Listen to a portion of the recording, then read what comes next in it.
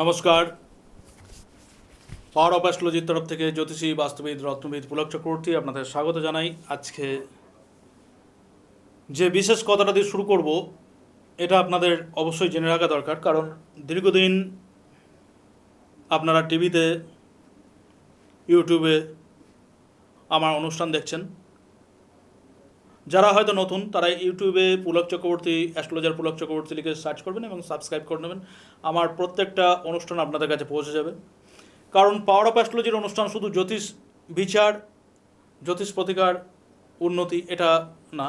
জ্যোতিষ বিচার, প্রতিকার, উন্নতি এটা তো থাকবেই, তার সঙ্গে এটা দীর্ঘদিন ধরে মানুষকে সচেতন করার একটা অনুষ্ঠান, যে মানুষ তন্ত্র মন্ত্র, যাগ যজ্ঞ, রত্ন উপরত্নয় কীভাবে প্রতারিত হয়ে যায়। শুধু সাইবার ক্রাইম না, এখানেও মানুষকে কীভাবে লক্ষ লক্ষ টাকা অনেকে প্রতারিত করে, ভালো অনেকে আছে, তার মধ্যে মানুষ কীভাবে ঠকে যায়, মানুষের কীভাবে জ্যোতিষের প্রতি বিশ্বাস নষ্ট হয়, সেইগুলো সচেতন করা। তো এই প্রসঙ্গে আমি দুটো সাইকোলজি আপনাদের সামনে তুলে ধরছি। একটা হচ্ছে যে আমার কাছে যত মুর্শিদাবাদের মানুষ আসেন, তার বেশিরভাগ জনা, বিশেষ করে কাঁদি টাদি সাইডের মানুষ যত আসেন, এরা সবসময় জিজ্ঞেস করে যে আপনি রেডিমেড কবচ কিছু দেন না। আর রেডিমেড কবচ মানে না, আমরা যে সকল জ্যোতিষের কাছে গিয়েছি তারা 2000, 4000, 5000, 10,000 টাকায় রেডিমেড তাবিজ কবচ দিয়ে দেয়। সুবিধা হয়, আমরা ইনস্ট্যান্ট একদিনে গেলাম, একদিনেই তাবিজ কবচ পেয়ে গেলাম। দেখুন, ডাক্তারের কাছে রেডিমেড ওষুধ বলে কিছু হয় না। আগে ডাক্তারের কাছে বিভিন্ন মানুষ যাচ্ছে, একটা ডাক্তারের চেম্বারে আজকে 10 জন গিয়েছে। কারোর হয়তো পেটের ব্যথা, কারোর হয়তো জ্বর, কারোর হয়তো পা ভেঙেছে, কেউ হয়তো চোখে দেখতে পাচ্ছে না, কেউ হয়তো মানসিক ভারসাম্যহীন, ইত্যাদি বিভিন্ন রকম সমস্যা আগে নির্ধারণ করে তারপর ডাক্তার যাকে যার ওষুধ সেটা দিচ্ছেন। ঠিক তেমনি যদি আপনি কোনো তন্ত্র মন্ত্র তান্ত্রিকের কাছে যান, যদি কারোর কাছে তাবিজ কবচ গ্রহণ করেন, সেটার ক্ষেত্রে নিয়ম হচ্ছে আগে আপনার date of birth, birth time, birth place থেকে আপনার সঠিক জাজমেন্ট করা। সেই সঠিক জাজমেন্টের পর সঠিক প্রতিকার নির্ধারণ করা, কী কী গ্রহ আপনার ভালো, কী কী মন্দ, কোন গ্রহটাকে পাওয়ার দিতে হবে, কোন গ্রহটা খারাপ, তার পাওয়ারটা কমাতে হবে। যদিও অবশ্য অন্য জ্যোতিষীতে পাওয়ার কমানোর ব্যাপারটা নেই, ওটা একমাত্র পাওয়ার অফ অ্যাস্ট্রোলজির ক্ষেত্রেই আছে। অন্য গ্রহ শুধু পাওয়ার বাড়াতে পারে। আপনি একটা বগলামুখী কবচ পড়ে নিন, আপনি একটা 7.5 কবচ পড়ে নিন, আপনি একটা মাঙ্গলিক যজ্ঞ করে নিন, আপনি একটা কালসর্প ভঙ্গ করে নিন, ইত্যাদি ইত্যাদি। আপনি একটা গোমেদ পড়ে নিন, আপনি একটা পগরাজ পড়ে নিন, বৃহস্পতিরা পাওয়ারফুল হয়ে যাবে, ইত্যাদি। কিন্তু যে গ্রহটা আপনার পক্ষে ক্ষতিকারক সেটার পাওয়ার কমানোর ক্ষেত্রে কিন্তু তাদের কোনো রাস্তা নেই। এটা পাওয়ার অফ অ্যাস্ট্রোলজি করে। কিন্তু আপনি যদি কোনো তন্ত্র মন্ত্র জ্যোতিষ পুরোহিত যার কাছেই যান না কেন, যখনই আপনি রেডিমেড কবচের জায়গায় যাচ্ছেন তখন কিন্তু আপনাকে ঠকানো হচ্ছে।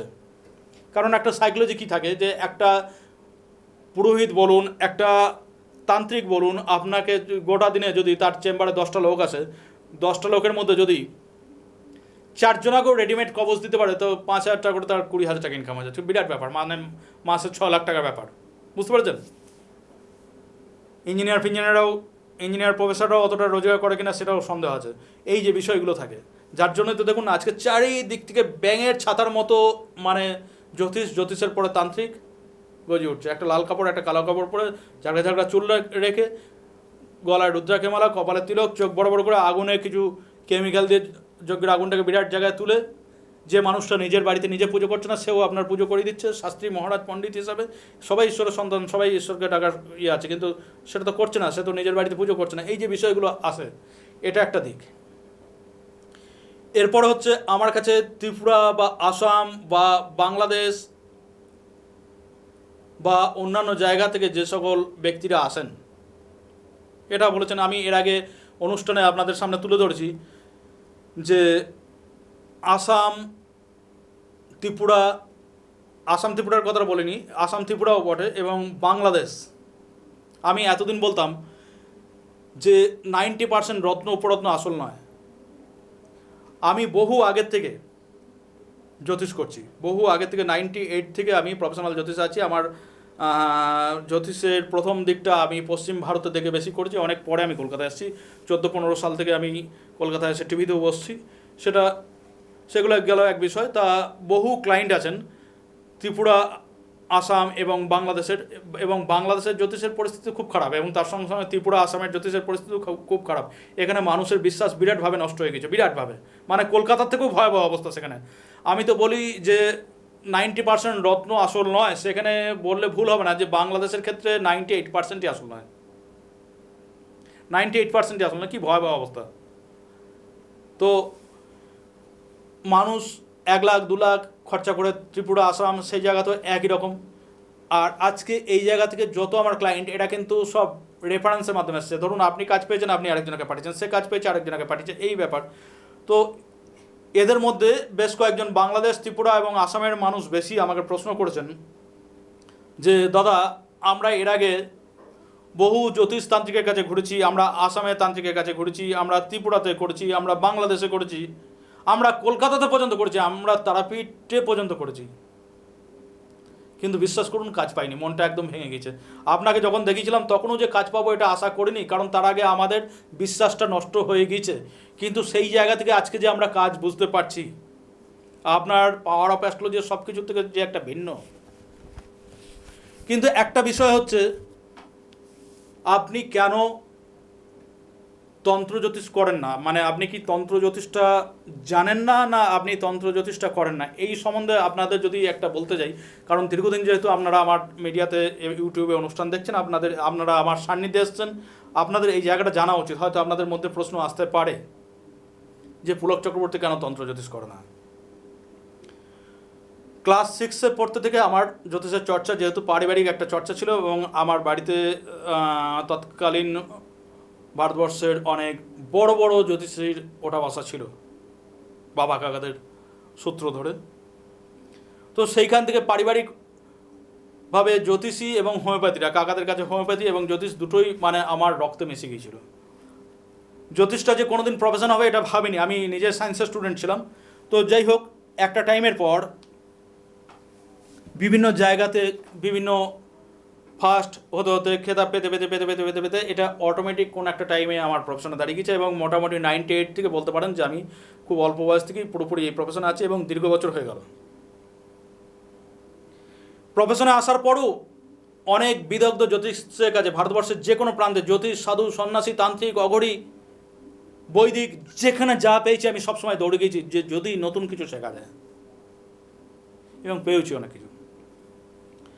তো তন্ত্র অ্যাস্ট্রোলজি শেখার পর, তন্ত্র অ্যাস্ট্রোলজি কয়েক জায়গায় করলাম, আমি একটা জিনিস দেখলাম যে একটা শ্রেণীর কাছে তন্ত্র জ্যোতিষের চাহিদাটা খুব বেশি। মানে কিরকম, তন্ত্র জ্যোতিষটাকে একটা শ্রেণীর মানুষ কাজ করে অপরের ক্ষতি করানোর জন্য। অমুকজন আমার শত্রু, বান মেরে দেবো, অমুকের ক্ষতি করে দেবো, অমুকের তমুক করে দেবো, পরস্ত্রী বশীকরণ, নিজের যোগ্যতাকে বিকাশ না করে মানে অফিসের বসকে বশীকরণ ইত্যাদি। চিন্তা করুন কি হীন কাজ। অমুকের সম্পত্তি পাবো, দেওরের যাতে বিয়ে না হয়, হ্যাঁ, অমুকজন আমার শত্রু, তাকে ইয়ে করো, তমুকের বউ যেন আমার প্রতি আকৃষ্ট হয় ইত্যাদি। ছি, একটা হীন কাজ। তা যখন বড় বড় সমাজে যেতাম, খুব ছোটোবেলা থেকে অনেক বড় বড় সমাজে আমার শিক্ষকদের মাধ্যমে আমি অনেক বড় বড় জায়গায় সেলিব্রিটিদের কাছেও অনেক সময় গিয়েছি। আমি কোনোদিন ওইসব ফটো ধার ধারতাম না। এটা আমার লগ্নের একটা গুণ, যে আপনি যত বড় ভিআইপি হন না কেন, কোনোদিন আমি কারোর সঙ্গে ফটো নিই। কারণ আপনিও যেরকম 2 হাত পলা একটা মানুষ, আমিও তাই। আপনাকে ভগবান একটা যোগ্যতা দিয়েছে, আমাকে একটা যোগ্যতা দিয়েছে। যাই হোক, এইবার দেখতাম, তখন তো অল্প বয়স ছিল, দেখতাম যে একটা উচ্চ শ্রেণী খুব ঘৃণার চোখে দেখতো আমাকে। স্বাভাবিক, আস্তে আস্তে নিজের মধ্যে একটা অল্প বয়সে, যেহেতু রবি লগ্নে আছে, একটা মনে কাজ করতো, মানে রবি লগ্নে থাকা মানে রবি মান যশ প্রতিষ্ঠার কারক, যে আমাকে হীন চোখে দেখছে কেন। তার কারণ অনুসন্ধান করতে গিয়ে দেখলাম যে আমি মানে তন্ত্র করি। তখন আমি দেখলাম তন্ত্র করব, তন্ত্রটাকে আরও ভালোভাবে করব। হিমালয়ে গুরুর কাছে চলে গেলাম 2001 সালে। 2001 সালে ঘটনা বলছি।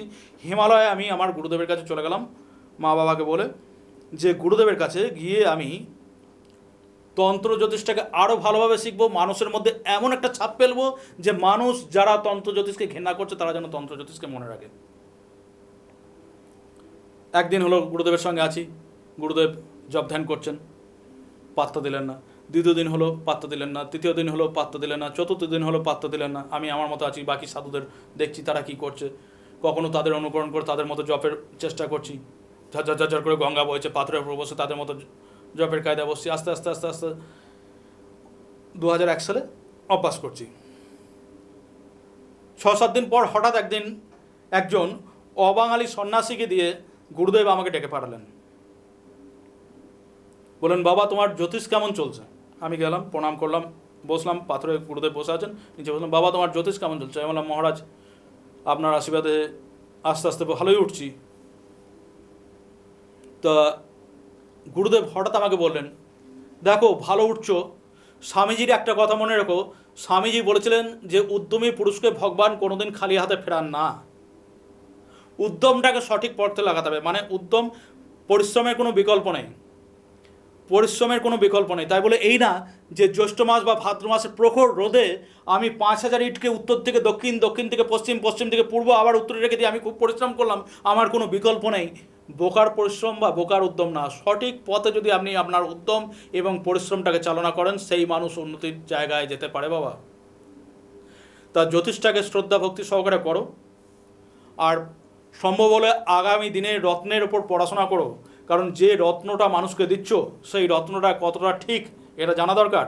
অন্য জায়গায় কী সার্টিফিকেট দিলে দেখে দরকার নেই, তোমার বিবেকটা যেন ঠিক বলে সেই পড়াশোনাটা তোমার মধ্যে দরকার। কারণ একটা কথা আছে, আপনারা যারা পাওলো কার্লো পড়েছেন তারাও জানেন যে দুটো জিনিস, একটা একদম অচল বলে কিছু হয় না, কারণ একটা ভুল ঘড়িও দিনে দুবার ঠিক টাইম দেখায়। ধরুন ঘড়িটা আপনার 9:15 বাজে, ব্যাটারি শেষ হয়ে গেছে বা ঘড়িটা বন্ধ হয়ে গেছে, দিনে দুবার তাতে 9:15 বাজে। আর আরেকটা কথা, এই কথাটাও আমার খুব মনে লেগেছিল, সেটা হচ্ছে যে একটা মানুষ সবাইকে মিথ্যা কথা বলতে পারে কিন্তু নিজেকে বলতে পারে না। হাজার জায়গা থেকে আপনাদের ন্যাচারাল সার্টিফিকেট দিতে পারে, কিন্তু ল্যাব টেকনিশিয়ান কিন্তু জানে যে পাথরটা পরীক্ষা করেছি কি করিনি, না কি তার ইন্ডেক্সগুলো বসিয়ে দিয়েছি, দিয়ে পাথরটাকে ন্যাচারাল বলে প্রবাল দেখতে প্রবাল লিখে দিয়েছি। হ্যাঁ, একটু হাতে ধরে তো বোঝা যায় এটা অরিজিনাল প্রবাল নাকি। শ্বেত প্রবালই হোক আর লাল প্রবালই হোক, মানে শ্বেত প্রবালকে বিজ্ঞানভিত্তিক উপায়ে লাল করা হোক, যাই কিছু হোক। কারণ একটা লাল প্রবাল যদি কথা বলছে 2000 টাকার হতে হয়, একটা শ্বেত প্রবাল 20 টাকার হতে, তাকে যদি বিজ্ঞানিক ভিত্তিক উপায়ে যদি লাল প্রবাল করা হয়, তাকে 300-400 টাকায় বিক্রি করে দিলেও লাভ আছে, আর মানুষ নিতে পারবে বেশি, ইত্যাদি। বিভিন্ন পাত্রে বিভিন্ন, এগুলো পড়াশোনা করতে হবে। এখন গুগলের যুগ, সব কিছু পেয়ে যাবেন, একটা ক্লিকে সব কিছু পেয়ে যাবেন। তো গুরুদেব এটা বলেছিলেন যে জ্যোতিষটাকে শ্রদ্ধা সহকারে করো, স্বামীজির ভাবধারাটা মনে রেখো, উদ্যমী পুরুষকে ভগবান কোনোদিন খালি হাতে ফেরায় না, পরিশ্রমে কোনো বিকল্প নেই, যাও আজকে থেকে তোমার উন্নতি হবে। তা সেই দিন থেকে উন্নতি হয়েছিল। গুরুদেব আরেকটা কথা বলেছিলেন যে বাবা একটা রিকোয়েস্ট করব, যদি কোনোদিন তন্ত্র জ্যোতিষটা না করো, হ্যাঁ এইটা আমাকে কথা দিও যে তুমি কোনোদিন তন্ত্র জ্যোতিষ করবে না। আমার মাথায় আকাশ ভেঙে পড়েছিল যে আমি এত দূর খরচ খরচা করে বাড়ি থেকে এত দূর হিমালয়ের দুর্গম জায়গায় গুরুদেবের কাছে এসেছি যে তন্ত্র জ্যোতিষটাকে আরও ভালো করে শিখবো, যে মানুষের মনে ছাপ ফেলবো। আর গুরুদেব 4 দিন 5 দিন পাত্তা দিলেন না, তারপর আমি প্রশ্ন করার আগেই তিনি ছুড়ে দিলেন যে তন্ত্র জ্যোতিষটা করো না। আমার কেন মহারাজ, কী অসুবিধা? আমি তো তন্ত্র জ্যোতিষ শিখেছি এবং ভালোই করি। গুরুদেব আমার চোখের দিকে রয়্যাল বেঙ্গল টাইগার মতো, এখনও চিন্তা করলে আমার শরীর কাঁপে ভয়ে। রয়্যাল বেঙ্গল টাইগারের মতো চোখ জ্বলছে গুরুদেবের। তোমার স্পর্ধা তো কম নয়, তুমি তন্ত্র জ্যোতিষ করছো, যদি তন্ত্র জ্যোতিষ রেখে আসতে পারো বাইরে, এখানে ঢুকবে, নাহলে ঢুকবে না। আলাম কেন আপনি তন্ত্র জ্যোতিষকে এত ঘৃণা করছেন কেন? বলো না বাবা, কেন তন্ত্রকে ঘৃণা করব?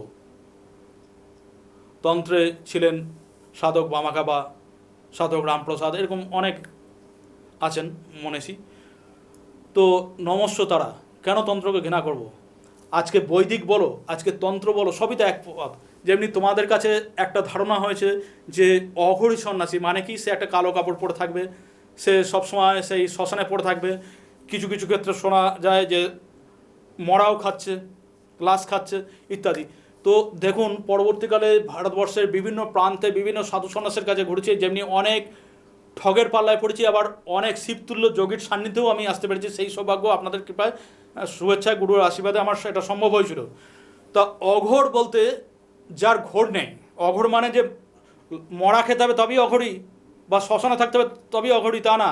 সব নদী গিয়ে এক সাগরে পড়ে, সে তন্ত্রই বলুন আর বৈদিকই বলুন আর যাই বলুন, অঘোর পুলক চক্রবর্তী কিরকম অঘরে ঘুমাচ্ছে, দেখো গায়ের ওপর দিয়ে সাপ চলে গেল, কোনো টের পাচ্ছে না, অঘরে ঘুমাচ্ছে, কোনো ঘোর নেই তার। এইটা হচ্ছে অঘোর। যখন ভগবানের নামে তিনি অঘোর, মানে তার বাহ্যিক শূন্য সমাধিস্থ অবস্থা, সেটা বৈদিকও হয়, সেইটা অঘোর। আর আপনারা ভুল ব্যাখ্যা করছেন, আর আপনাদের ঠকাচ্ছে এক শ্রেণী অঘোরই। হ্যাঁ, পুলক চক্রবর্তী সব জেনে গেছে, না না জানি না, মানে বিশ্ব বরেণ্য শিবতুল্য যোগীদের সান্নিধ্যে এসে আমি কেন জানবো বলুন? আমি একটা সাধারণ মানুষ, তারা ভিক্ষা করে খায় সেসব যোগীরা, তাদেরকে না মিডিয়ায় দেখতে পাবেন, না টিভিতে লেকচার দিচ্ছে, তারা না এসি ঘরে থাকে, না তাদের হাতে অ্যান্ড্রয়েড ফোন আছে, তাদের ভিক্ষা জুটলে খায়, না জুটলে না খায়, বরফের মধ্যে, জলের মধ্যে, বৃষ্টির মধ্যে, বনে জঙ্গলে, বাঘ ভাল্লুকের মধ্যে ওইভাবে পড়ে আছে, তারা কতদূর জানতে পারে? তবে আমার কাছে সেই জানাটাই শ্রেষ্ঠ। তো গুরুদেব বলেন, তনু নাম ইতি ত্রায়তে তন্ত্র। তনু মানে শরীর, নাম শরীরের নাম, ইতি, ইতি চিঠি লিখলাম লাস্টে ইতি পুলক চক্রবর্তী, ইতি মানে শেষ, তনু নাম ইতি, যেখানে তনুর নাম ইতি হয়ে যায়, শরীরের নাম চলে যায়, শরীর বোধ চলে যায়, সমাধিস্থ অবস্থা সেইটা। এবং সেটা সমাধি থেকে ফিরে এসেও যার মধ্যে ওই বোধ থাকে, তিনিই মহাপুরুষ, তিনি ঠাকুর রামকৃষ্ণ, তিনি লোকনাথ বাবা, তিনি তৈলঙ্গ স্বামী, তিনি বামাখাবা, তিনি পরম আরাধ্য গুরুদেব। তো এই যে বিষয়টা, সাধক বামাখাবা খাচ্ছেন, চারটে কুকুর খাবারে মুখ দিয়েছে, নগেন কাকা হ্যাট হ্যাট হ্যাট হ্যাট হ্যাট করে ইয়ে করছে, বলছে কী গো নগেন কাকা, কাকে তাড়াচ্ছ? বলছে বাবা আপনি কি খেয়াল করছেন না, আপনার পাতে কুকুর মুখ দিচ্ছে। বলছে নগেন কাকা, কুকুর বলে কি ওরা মানুষ নয় নাকি? বিষয়টা কেমন জানেন তো, মানে হচ্ছে একটা স্টেজ, একটা স্টেজের মধ্যে ধরুন আমি রাজা হয়েছি, রাজার পাগড়ি পরে, হ্যাঁ কী করে আপনারা চিনতে পারছেন যে রাজার মাথায় সোনার মুকুট, হাতে সোনার তরোয়াল, সেইটা। মন্ত্রীকে কেন চিনতে পারছেন যে তার মাথায় সোনার মুকুট নেই, তার মাথায় পাগড়ি?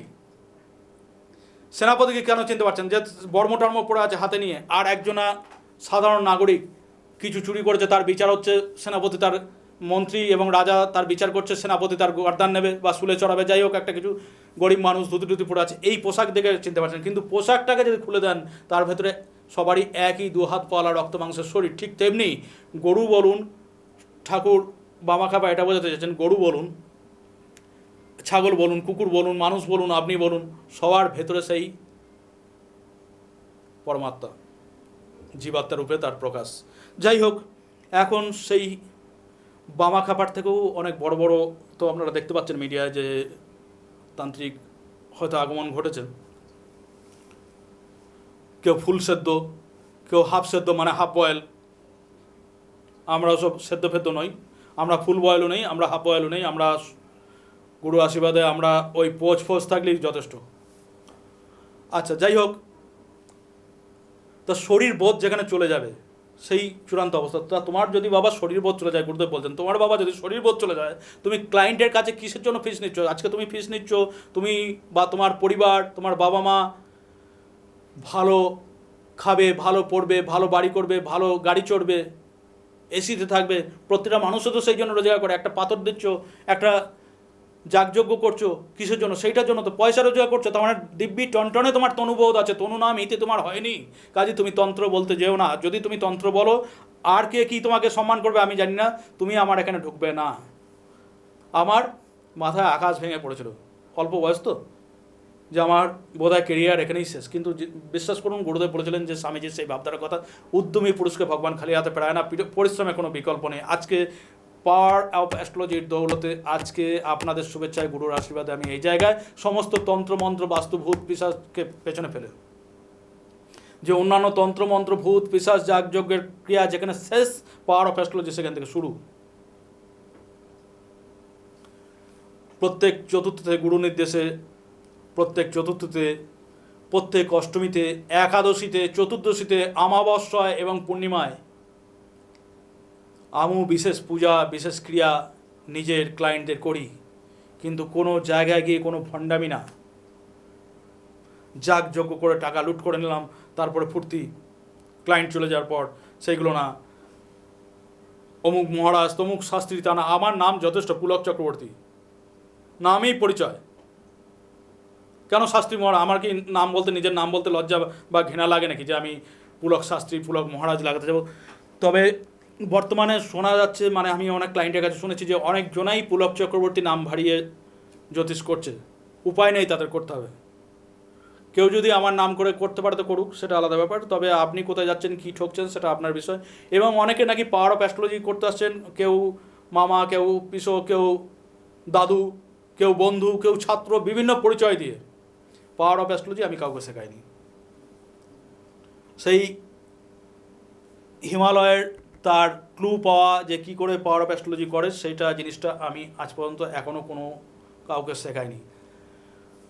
আর পাওয়ার অফ অ্যাস্ট্রোলজির বিশেষত্ব হচ্ছে, অন্যান্য জ্যোতিষ কী করে যে আপনার একটা গ্রহ খারাপ, সেই গ্রহের পাতাটাকে পড়ে দিচ্ছে, গ্রহটার পাওয়ারটা বেড়ে যাচ্ছে। কিন্তু ধরুন আপনার মকর লগ্ন, কিন্তু দেখা যাচ্ছে অষ্টমপতি রবি তুলা রাশিতে নিচস্থ হয়ে শনি এবং রাহু দ্বারা দৃষ্ট, হয়তো রাহুযুক্ত শনিদৃষ্ট বা শনিযুক্ত রাহুদৃষ্ট। ধরুন শনিযুক্ত এবং রাহু দৃষ্ট, রাহু দ্বাদশ দৃষ্টি দিচ্ছে। তাহলে কেসটা কেমন হলো?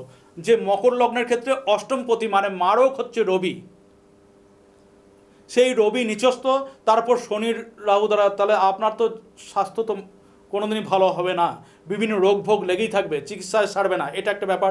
আপনি মান, যশ, প্রতিষ্ঠা এবং উচ্চ পদ কোনোদিনই পাবেন না, আপনার অর্থনৈতিক উন্নতি হবে না। আপনি সকলের জন্য করবেন, তবু আপনি বদনামের ভাগিদার হবেন, অনেক সময় মামলা মকদ্দমাতেও জড়িয়ে যেতে পারেন, কোনো দিনই আপনি স্টেবিলিটি পাবেন না। তাহলে সেই জায়গা থেকে কী করে আপনি চুনি পড়বেন? চুনি পড়লেই তো আপনার হিতে বিপরীত হবে। আপনার তো রবিটাকে যে পাওয়ার দেওয়া দরকার, চুনিটা পড়লেই হিতে বিপরীত হবে। যে জায়গাটা আর কেউ পারে না, সেই জায়গাটা দা পাওয়ার অফ অ্যাস্ট্রোলজি পারে।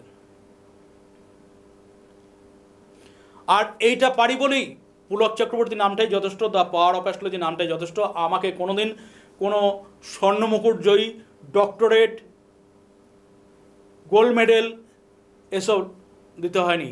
এখন ক্লাস 10 পাস ছেলে সেও জ্যোতিষে চলে আসছে, ক্লাস 10 পাস করেনি সেও জ্যোতিষে চলে আসছে, সেও ডিপ্লোমা ডিগ্রি করছে, সেও ডক্টরেট হচ্ছে। চিন্তা করুন কত স্পর্ধা! ডক্টরেট ডিগ্রিটাকে কত মানে সোজাভাবে কে দিচ্ছে ডক্টরেট ডিগ্রিটা, তারপরে সেও একদিন জ্যোতিষ শেখাচ্ছে, সেও ডক্টরেট ডিগ্রি প্রদান করছে।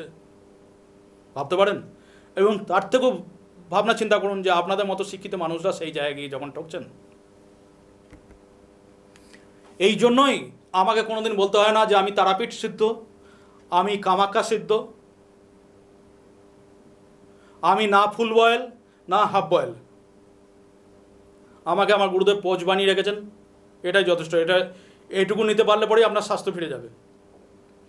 শুধু চাই বিশ্বাস, বিশ্বাস, বিশ্বাস, বিশ্বাস। একবার পাকা হয়ে গেলে পরে তার থেকে বড় জিনিস কিছু নেই। ঠাকুরের কথা, বিশ্বাস। যেমনি চুম্বক একটা ইলেকট্রোম্যাগনেটিক ক্ষেত্রে কাজ করে, গ্রহের পাওয়ারগুলো সেরকম একটা ইলেকট্রোম্যাগনেটিক ক্ষেত্রে আমাদের উপর কাজ করে। আর আপনাদের বিশ্বাস হচ্ছে সেই তার, যেমনি ইলেকট্রিক আছে, আপনার ঘরে ফ্যান ঘুরবে, লাইট জ্বলবে, কিন্তু দরকার মাঝে তার সেই জিনিস শক্তিটাকে বহন করে নিয়ে যায়। বিশ্বাস হচ্ছে সঠিক বিশ্বাস, সেই জায়গাটা। যদি কিন্তু কেন, এটা না হলে সেটা, এগুলোকে বাড়িতে রেখে আসুন অথবা অন্য জায়গায় যান, সবাইকে আমার কাছে আসতে হবে না। আমি বারবার সে শেয়ার মার্কেট অ্যানালিসিস শেখানোর ক্ষেত্রেই বলুন আর জ্যোতিষের প্রতিকারের ক্ষেত্রেই আমি বলুন যে আমি প্রত্যেকটা মানুষকে চ্যালেঞ্জ করতে পারি। প্রত্যেকটা মানুষ যাদের অন্য জায়গায় ঠকে দেয়ালে পিঠ ঠেকে গেছে, তাদেরকে উন্নতির চূড়ান্ত জায়গায় পৌঁছে দিতে পারি। সঠিক বিশ্বাস দরকার, সঠিক সহযোগিতা দরকার। আপনি খালে পড়ে আছেন, আপনাকে যে আমি তুলবো, আমি তো হাত বাড়ালে হবে না বোকার মতো। আপনি হাত গুটিয়ে দেখছেন হাঁ করে, তা আপনাকেও তো হাত বাড়াতে হবে। পরস্পর সহযোগিতা দরকার, সঠিক জাজমেন্ট, সঠিক প্রতিকার, সঠিক মাত্রায় প্রতিকার, সঠিক সময় গ্রহণ হলে পরে যে কোনো মানুষ উন্নতির চূড়ান্ত জায়গায় যেতে পারে। যে কোনো মানুষ উন্নতির চূড়ান্ত জায়গায় যেতে পারে। এটা পাওয়ার অফ অ্যাস্ট্রোলজির তরফ থেকে আমার এটা চ্যালেঞ্জ। আর যার জন্যই আজকে শুধু পশ্চিমবঙ্গ না, পশ্চিমবঙ্গের বাইরে বিভিন্ন জায়গায়, পশ্চিম ভারত, দক্ষিণ ভারত, উত্তর ভারত, তো অলরেডি আমি বহু আগে থেকে জ্যোতিষ করি। এবং আজকে ত্রিপুরা, আসাম, বাংলাদেশ, এমনকি আমেরিকা ও ইউনাইটেড কিংডমের বিভিন্ন ক্লায়েন্টরাও আজকে একটা জিনিসই বলছেন যে পুলকদা আপনি কেন তন্ত্র করেন না? আর তন্ত্র না করেও বা স্বর্ণমুকুট, গোল্ড মেডেল, ডিগ্রি, ডক্টরেট না হয়েও আপনি কি করে এত সফলতা দেন? এর কারণ গুরু কৃপা, আপনাদের বিশ্বাস এবং দ্য পাওয়ার অফ অ্যাস্ট্রোলজি। ভালো থাকুন।